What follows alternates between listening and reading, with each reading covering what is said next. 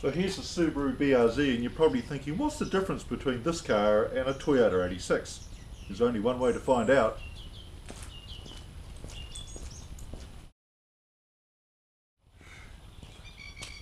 And the differences are, well, not a lot actually. The light clusters. BRZ has this nice little LED strip in here. The Toyota does not. 86 badge. No. With Toyota, GT badge.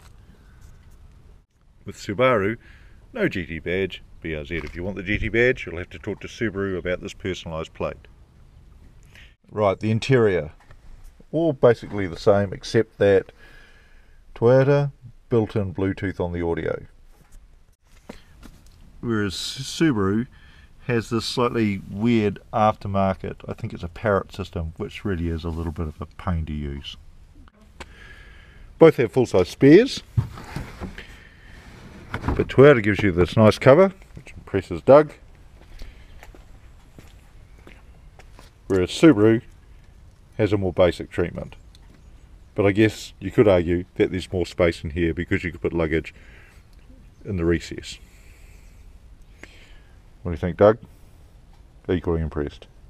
So does the difference come out in the driving?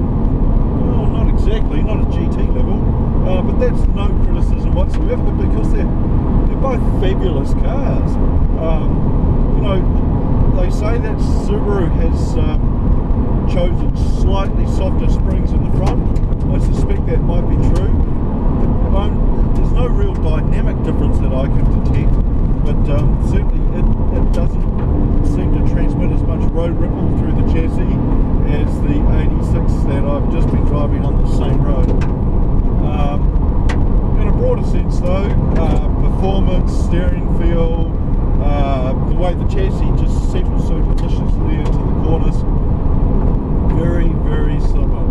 I think basically you could spend all day with an 86 on your tail and you wouldn't be able to shake him, or an 86 driver could spend all day looking at this BRZ in his mirrors and never lose sight either.